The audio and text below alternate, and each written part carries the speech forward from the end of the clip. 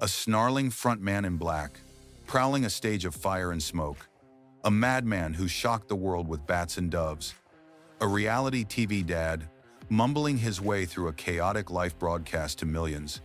This was the Ozzy Osbourne the world thought it knew.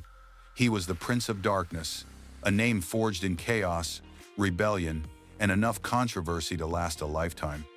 His career was a masterclass in building a legend on shock and awe, earning him a fortune and a place in the pantheon of rock gods. But that story you've been told is only half the picture.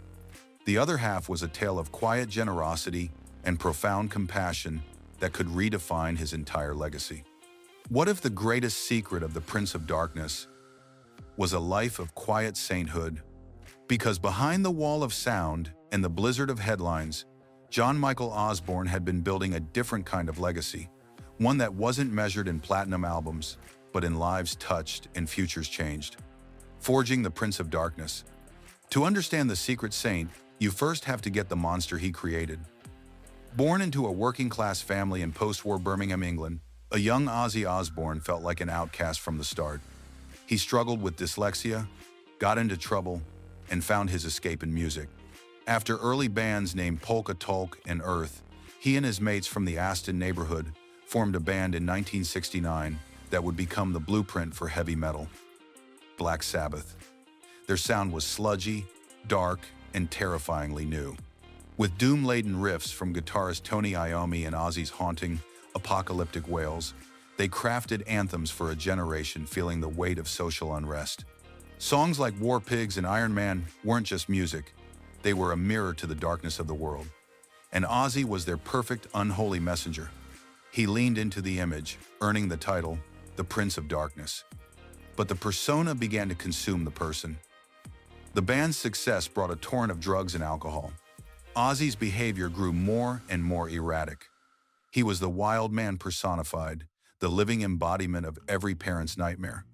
The lifestyle that fueled his fame also made him unreliable.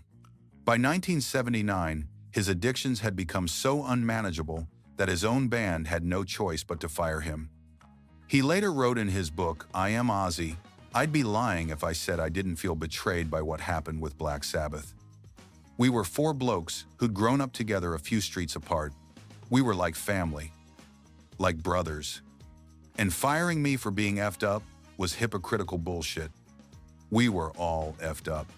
If you're stoned and I'm stoned, and you're telling me that I'm fired because I'm stoned, how can that be? Because I'm slightly more stoned than you are?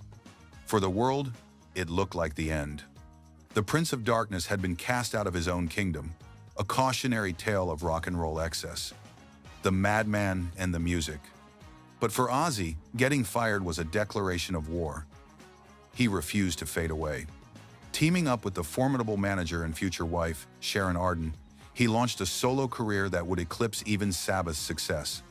With the revolutionary guitarist Randy Rhoads by his side, albums like Blizzard of Oz and Diary of a Madman redefined metal in the 1980s. The music was faster, more virtuosic, and Ozzy was more outrageous than ever. This was the era of his most infamous legends. The story of biting the head off a bat during a concert became a global headline, cementing his reputation as a genuine madman. He was even sued by parents who claimed his song, Suicide Solution, had driven their son to take his own life. The controversy raged, and the Prince of Darkness persona was now set in stone. But even here, in the heart of the madness, glimmers of the real Ozzy were trying to break through. The lawsuit, for instance, twisted the song's true meaning.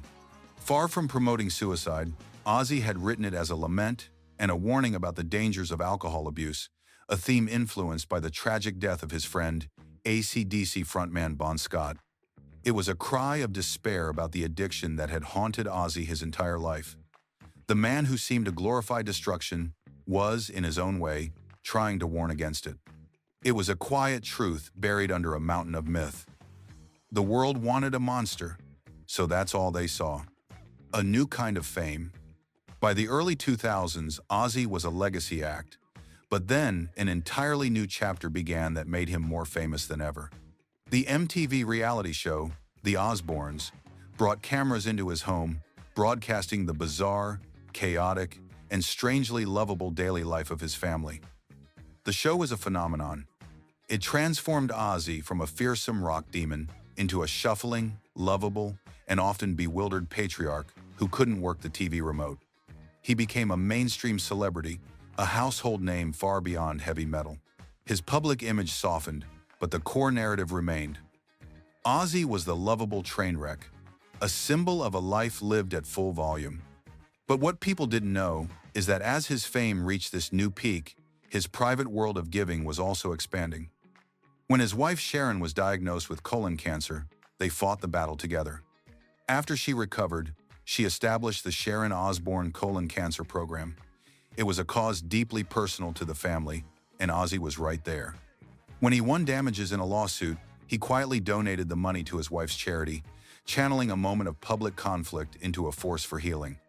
It was another piece of the puzzle, another glimpse of the man behind the myth. A life of quiet giving. This is where the story truly changes.